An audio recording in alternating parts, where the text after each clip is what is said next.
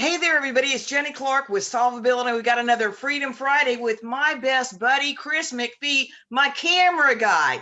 Tell them the story, Chris, of how we met. Well, I'm a jump right into it, Jenny. I see where we're starting off at the new year. We're jumping over the bush. We're not beating around it, and we're gonna get straight to the point. Well, this time last year, I picked up my phone. I was in the Bunker Labs veteran and residency program, and I was like, I want to shoot a conference because that's on my objective for the veteran residency program. I want to shoot a big conference, and I need to figure out who is hosting a conference. So I got on my phone, I went to LinkedIn, and I'm looking, and this is what's so important about relationships. Eric Doc Wright is somebody I met about a year and a half ago through project management. And his camera guy is Rich Cardona, who is part of Bunker Labs. And that's how I met him. And we all have done events together. So I was like, oh, I see Rich. I see Eric. I was like, who's this Jenny Clark lady? Oh, there's a conference going on in Tampa. I'm from Miami, Florida. My mom lived in Orlando. So I'm like, okay, hey, you know what? I have nothing to lose. I was like, hey, Jenny, I see you know some of the same people. You're doing a conference. Do you have a photographer? And you were like, well, I already have a photographer we're doing. I said, well, I have something different for you. And you're like, oh, really? I said, yes. If you don't mind meeting offline, we could talk later this evening. And you said yes. And we met later that evening, and we had a conversation for about an hour and a half. And at the end of the conversation, I was coming to Florida to help you with GovCon 2020, and I came down there and we did the event. And since that day, we're gonna save more of the story, but tell them about what happened at GovCon. But that's how we got connected. On New Year's Day, I was like, I'm going in. I need to do this, and I just went for it. Well, you're absolutely right about that, Chris. And what was different about our conversation on LinkedIn is I looked immediately your background. I'm like, I've kind of already done something, and somebody else was trying to get me to hire another camera group. And I already had Sutton Adoshi working with us with Alanea Productions, and she is fabulous. But what you explained to me is, Jenny, have you ever thought about you could do this, this, this, and this if I were your camera guy? And I'm like, Chris, I never thought about that. What do you mean? How do we do that? No, it was for me, what I've learned, I had a chance to shoot with the Rosie Network and the Jury Republic at NASCAR earlier that year. I had a buddy of mine who I met through a relationship who introduced me to them. And through other relationships, I was able to shoot at the NFL game, closing game with the New York Giants in 2019. And it just, meeting these people and building these relationships is how I realized, after NASCAR, I was like, you know what? I could package this thing and just be somebody's personal follow along. I could help you manage. I could help you produce. I could help you brainstorm. Like, you could have your own production team with you, because I have all these skills that I developed over the year for photo, video, and podcasting. And I've done a lot of study on it. And that's kind of, that is my passion, is to media communications. I was a communication specialist in special forces. So, I have to learn how to communicate, and communication is key. And that's what got me into the John Maxwell Network after retiring from the military, because I had to learn how to communicate in the civilian world, leadership versus the military. And it's not the same. It doesn't change over. Well, I think the other thing that I thought was cool is, said, well, how'd you come up with a name for your company? I didn't have to guess at that. I said, what a cool name, Green Beret Media. And look, Chris, I still have this that you gave me after GovCon. And it's like, it's rare to find somebody that has your personality and also just kind of the clicky way that you do things. It's like you see this whole sequence of events and you make it happen, because so often people will say, let me do X, and they only do one part of it. and I don't know Yeah. what to do with it. And it's kind of like me buying a product that I think is super cool, but I don't know how to use. And I didn't have to learn how to use it. You took care of it, full Yeah, system, yeah, right? yeah. Just plug and play is what I want to make it. I've been studying.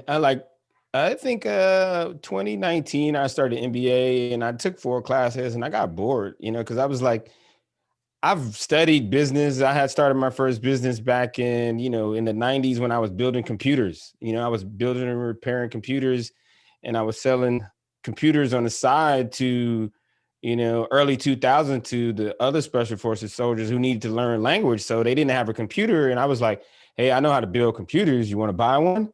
So I would go down to the local store, get all the parts, put them together, and I would sell them, just for the service for $75. So I was like, I know how to take a product and exchange it, and get money for it. So I just said, you know what, let me just focus this time and energy of learning how to solve problems better. And the one thing I always um, like to tell people and how I promote myself is I want to be your best teammate ever.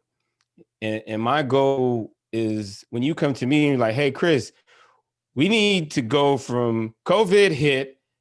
I don't see us having another GovCon. And you say, I need to go virtual, make it happen. And I'm like, okay, I got it, Jenny. And guess what's happening? We're going virtual. That's the thing about it, Chris. And that's really part of the reason that I always like working with veterans. And when I get somebody that is on my team and says, I know how to take care of that for you, Jenny, that's exactly what I want. Because, as when we start our own businesses, we start it based on what we're good at. And my background has always been financial, accounting softwares, DCA compliance, federal contracting. But really what I want to be now, and I think I told you this when we met before, I want to be the Oprah of GovCon. Yes. And so you're like, we could make that happen. And you've got to have people on your team that understand your vision and know how to support you. And I think that's why it's so important that your military background fit that. And also our communication style was so immediate. And you've got to find people you click with, right? Yeah. No, that's for me, that's a big thing for me. And I like to, here's another one. When I was a real estate agent in 2006, I was a real estate agent for Caldwell Banker, and they teach you real estate law at the school. They don't teach you how to be a salesperson. So I had to learn how to be a salesperson. And that meant I had to read books and honestly, that's when I really started becoming a reader because before then I just read for work. I was like, why do I need to read a book? I'm a Green Beret. I'm reading manuals. And then those are the only things I read to learn how to do my job, but I never read books for personal development per se, on that level. So I started reading and learning these different things, and learning how to communicate with people because I was still military mindset, but I had to change. I mean, buying a house is somebody buys a house. It's the most expensive thing they're buying in their life is buying a house. So they have to trust you, and they have to believe, especially if they don't know what they're doing, and spending all this money has got them scared. You have to build rapport with them right away, and that's something I learned in special forces. Is like, the guy, what's his name? We went to rooftop leadership with Scott. Oh my gosh, Scott Mann. Scott Mann, and it's the same principle. You got to meet people where they're at. So that is the thing. No matter how high level you feel you are, I'm like, Jenny, what do you need help with? Well, exactly. And one of the things that we learned from the rooftop leadership class, and I've been listening to Scott Mann's book, he talks about VSO. And in my vocabulary, a VSO is a veteran service organization, like Bunker Labs or Brian Arrington's group, Vets to Industry, or Vets to Industry, Vet to PM by Eric Doc Wright. And it's like, I'm trying to learn the other part of the language. I need to learn how to speak the veteran language because I only work with veterans in federal contracting. And it's just like if I came in and I was in France and I made no effort to learn the language, Now I might still point and they may make fun of my accent, but people appreciate it when you make the effort to come over to them. But the important thing is in the book yesterday, he's talking about VSO, and that was like village stability The operations, right? operations. Yes, And that's it what we applies to did. what we're Yeah. doing now. How do you Right, right, communicate right, effectively? right. Now, communication is key. One of my favorite, one of my favorite guys I follow is social, where I get a lot of my inspiration and a lot of my direction on how to promote and just how to just go in and not second guess yourself. He says, communications solves problems.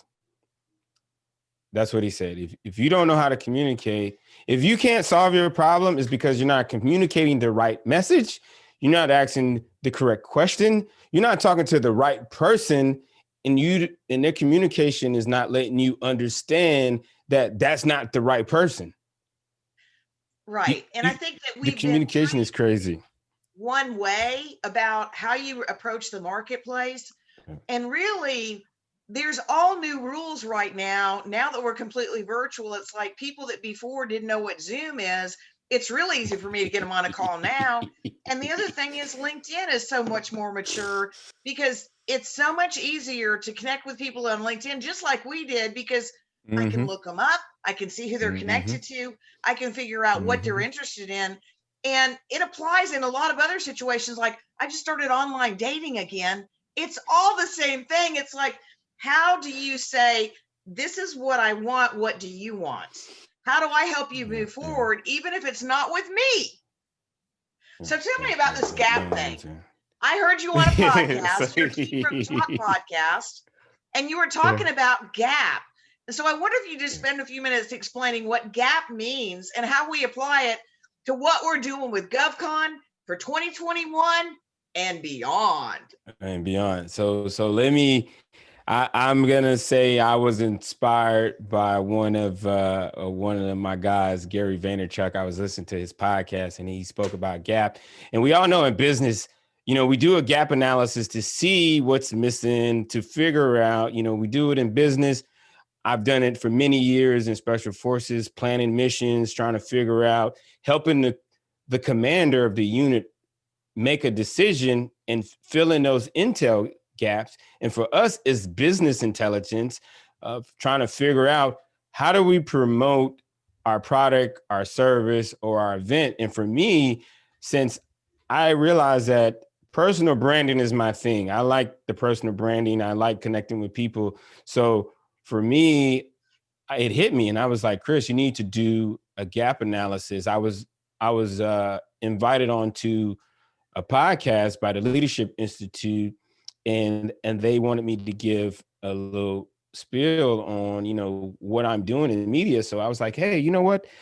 I put some notes down and I was like, you know what? I got it. The gap analysis, and it goes like this: you have to learn the game, you must be authentic, and you have to practice promoting other people. So learning the game, it's like what we're doing with GovCon. It's like what we're doing when you get in business. It's like when you want to learn photography. It's like anything that is that you want to do, you have to learn the game. You need to learn who the players are. You need to learn who the shakers are. You need to know who the scams are and the people you need to stay away. And you need to learn what it is that you don't know. So you have to learn the game when it comes to personal promotion. And that's the thing, like, first things first, if you're on LinkedIn and you want to connect and build your personal brand, you have to have a good photo. Like Well, I think it's that's really that's interesting that just you're game talking one. about good photos because I've got out there on Match the other day and I'm reading through this stuff and it's like they're giving me all these hints. Why don't I follow them? Because what I tried in the past didn't work, and I've got to be better at this because I don't want to waste 2 years out here on meeting new people, especially right now in this crazy COVID time. Because Oh it's man. like I kind of want to filter better and I want to Yeah. be better. Yeah. And No, is that? it's like before I was always playing this game of like, okay, all I know is I don't want somebody with this, but that's Mm-hmm. not a good way to make new contacts or master the game. So the game of Match or the game of GovCon, mastering the game of Okay. GovCon. Mastering It's the all about game. learning the rules of the game, because you can't get Yeah. better at it if you don't know how to play, right? You don't know how to play it, and part two of it is being authentic. And I've heard, since I've been a part of the community, and I've learned a lot about what I didn't know about government contracting, just being in the small business community. And this is why it's so important that everybody connects, because you don't know what you don't know. And I like Emily Harmon's message. She talks about being authentic. And I was like, you know what? That's true. You have to be, people could sniff out when you're being phony, or if you're fake, if you're not real. They could eventually, we're smart. We're smart. We're entrepreneurs. We work. We learn. We practice those skills to picking out and determining, is this person, are they being authentic? And it will show. It will show in your social. It will show on your posting if you're being authentic. So that's the second one. Emily says that all the time. Are you being authentic? You have to be authentic leadership. We've heard it a lot. Yeah, You and have to be authentic. authenticity to me is also about knowing what you really want, so you're congruent and in alignment with what's important to you.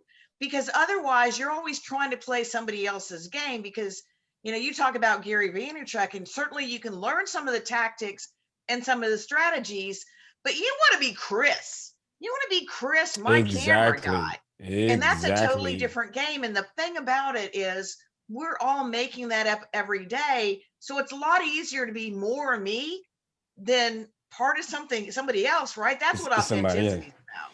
No, that's speaking of Gary Vaynerchuk, he said something the other day, because I listen to him daily, and he was like, "Ooh, I got a little dark in here." He was like, "You need to figure out your Gary V. Don't try to be me. Figure out your style of Gary V. Like, you don't have to be on 20 platforms like me, because I got an army with me, but I just want to make you aware that you have to be authentic for you. Don't try to copy me. I'm just giving you some ideas." And the last part of it, which I picked up from a good friend of mine, Donnell Johns, he's with Veterans Grow America. I worked with them early part of last year and throughout this year. But one thing I noticed about him, and it's like I know it's about you, Russ Barnes, Eric Doc Wright, Joshua Frank, Michael June. I was just watching his video and editing it, and I listened to you guys, and I'm listening to Donnell, and I'm watching him, and I'm like, I see what he's doing. He's promoting other people. And then I look at his social, and I'm looking at LinkedIn, I look at Facebook. It's authentic, it's congruent. You very seldomly, even when you try to promote him, he switches it back on you. So that's the third piece, is you have to practice promoting other people. If you want to build a personal brand, if you want to build a company brand, if you want to be known in the space as that person, it's like what you're doing with Freedom Fridays. You let people come on here, tell their story, and then we promote it. Well, absolutely. And Donnell Johns is a great example of it, because I wouldn't have met him except that you introduced us. And I got on the phone with him. He talked about Veterans Grow America. I'm like, I am all over that. I just think it's the greatest idea. And what we're really Yeah. doing with Freedom Friday and GovCon Summit is building a virtual accelerator network, because I want people to feel like GovCon Summit is the mall, and it's got anchor stores, and it's got specialty Whoa. stores, and it's got kiosk, and it's got pop-ups, Yeah. and it's also got the whole food court, so that however people want to show up and be a part of it, I want them there. And Yeah. they're going to be able to talk about what they care about, because I want them to hear the stories that are most important to them, and just feel like, oh my gosh, I'm inside the wire again. I think one of the things in Eric's book that I was reading just the other day is he talks all about, you get out of the military and you don't have your rank with you. You're not wearing your uniform. People don't know who you are. And how do you create that new path? And, when you got out of the military, you were talking a little bit about your photo shoot. It sounded like you went on the road following some people around, and you just said, well, I'm going to learn photography. And you also talked No, about how it was incongruent with your military. Let's be secretive. And it was also about, you're a team player, but personal promotion means you got to talk a little bit about yourself. How do you make that transition? What's the trick with that? I think for me, the first one you mentioned is that I don't have my rank. So very early on, even before I decided to become the camera guy and get into media, I realized like people care, but that's not really, don't expect them to open doors and part to see for you because you did this in the military. Was your military persona. You have to leave it behind. So I just, in a negative way that it sounds, but this is how I did it. I was just like, Chris, people don't care about that you was a Green Beret and then you, like, only people that care is you and your close friends and family. So understand that and don't expect them to just open the doors for you. But it just took time of getting in spaces like GovCon, joining Bunker Labs helped me out a lot. I felt like I needed to connect with an organization and get back on a team. So Bunker Lab was my team. A buddy of mine, Rod Rodriguez, introduced me to Bunker Labs. So I joined Bunker Labs. I mean, that's how I got to you because they told me, hey, what's your objectives for the VIR? I said, well, I want to build a team of 12, which I realized that wasn't, by trying to do it, I realized that's not what I needed to do. The other one was just be the man when it comes to headshots in that DC area. And I was able to do that. And then the third objective was to shoot a conference versus a small event. I wanted to shoot a conference and I did that with you. So that was my biggest help for me transitioning is getting on a team, getting back in the team mindset with other veterans that are trying to do the same thing and not putting myself on an island. I think that's the biggest trick that any veteran get on a team with somebody. And then if it's not the right team, move to them because there's many of organizations out there. Well, I'm really glad you're bringing that up because what it reminds me of is the other thing you mentioned in the podcast I was listening to was about you had a job offer, I think with Secret Service to do something like that. And you said, you know what? I could do that. I could make a living. I could be secure, but I want to have fun. And I feel like that's one of the things about it. And I think about this a lot myself.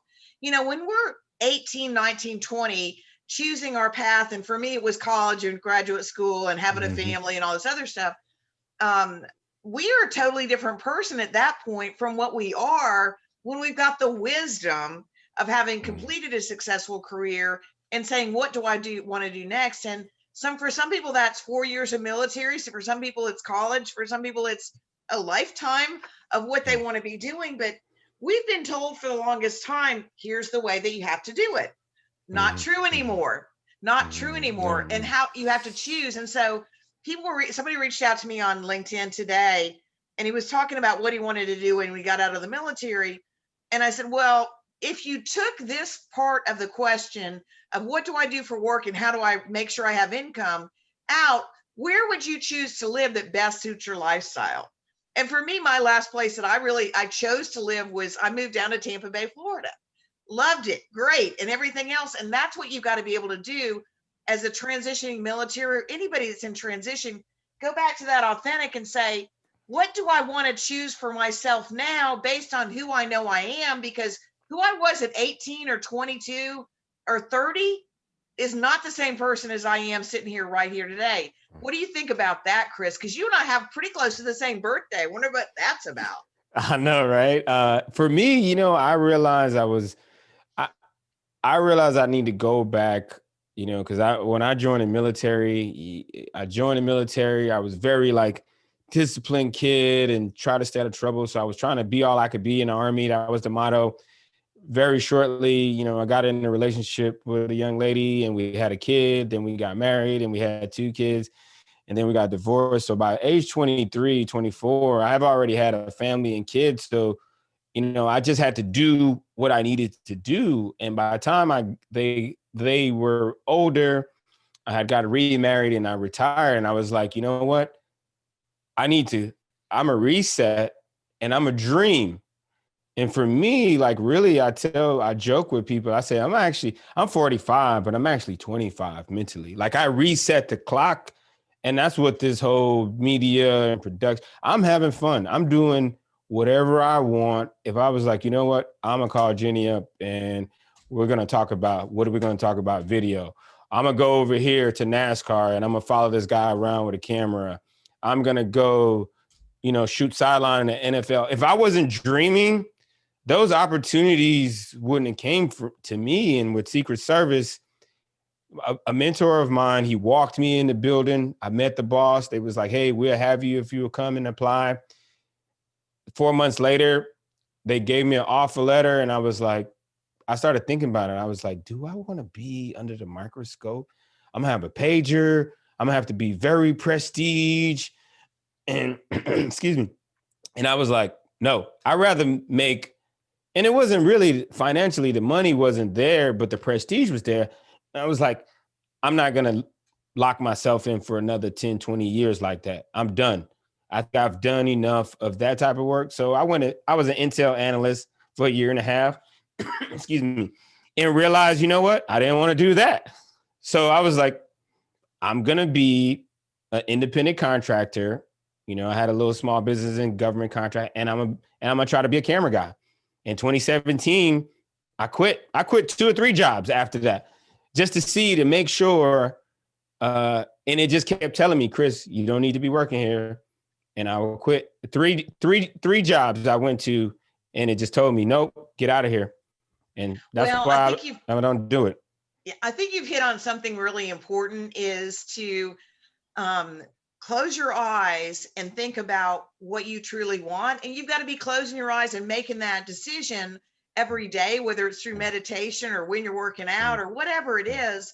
And to me, it's kind of like, imagine being Walt Disney and he looks out in this swamp in Florida and says he's going to do this. And people said he was crazy. Yes. And I think that anybody that cares about you is going to think you're crazy. And that's a sign you're doing the right thing, isn't it? Yes. Trust me, it's not easy in the household when you're like, true story. My wife was like, hey, Chris, when are you going to go back to a job? And I looked at her and I was like, that's not how it works, babe. There's no mark on the wall that says, all right, Chris, you tried enough. Like, no, this is it. This well, and I feel like that's the exact kind of story, because every once in a while I'll say, I really am working a lot and I probably should get more balance. I've got grandsons now and things like that. It's like, I could go get a job, but I know I wouldn't be happy. And I even have had a job. And when I made the last transition to be Solvability again, I had sold my company to a CPA firm. And then they were getting ready to leave. I had a nice salary and everything. It was really great. And they said, well, we're going a different direction. I'm like, no way. They're going to figure this out in about 10 minutes and say, who is Jenny Clark? Why is she in Tampa? She's not even a CPA, and I just said, I'm going back to what I want. And following my dreams has made me make some crazy choices, but it's like this wild ride called life. You got to jump on and you got to stay on. And you also got to say, well, that was interesting. What was I supposed to learn from that? No. So I think this adventure, especially 2020, where we went from COVID day running the conference. On the last couple of days, we had a couple of hundred people there. And taking it and saying, what can we do with Freedom Friday? Because otherwise we're going to lose contact with all of these people. And I know that I'm supposed to serve them. I'm supposed to find a way to create the connections, because that's what Oprah does, is create a community. So Chris, it's been so fabulous to have you be part of this team. And I can't wait to see what we do next. Anything more you want to add before we wrap it up? How do people reach you? Oh, I would just like to add is like, just go for it. If you're thinking it, just do it. That's how I got connected with Jenny, and we're doing great things, and we're going to do even some bigger things in 2021. But the easiest way for anybody to get a hold of me is hashtag I'm your camera guy. If you Google that, you will find a whole lot. And it's going to take you some time to go through all of it, but that's the easiest way to go to search on Google and Google, I'm your camera guy, and you'll find me. That'll work too. Or they can just call me or message me on LinkedIn, and I'm going to Yeah. put you guys together because Yeah, and you've I, you know, definitely changed the trajectory of my business, and I want you to see you do more of that for other people. But thanks so much for being with us today, Chris. And I learned a lot from you about the gap, and there's so much more to learn. So we'll just keep going with this. And thanks for by the having way, me, Happy Jenny. New Year. Definitely happy New Year to you and all of everybody out there in GovCon. All right. Well, oh, and by the way, when people want to sign up for GovCon Summit, they just need to go to solvability.com/GovCon Summit. Check it out, find out more about it, and we'd love to have you be part of it. But if you're a veteran entrepreneur in federal contracting, especially professional services or IT, and you hire veterans with clearances, we've got a program to master the game of GovCon to move you along from wherever you are to put you up to the next level, and would love to have you be a part of it. So thanks so much, Chris. We'll talk again soon. Thank you, Jenny.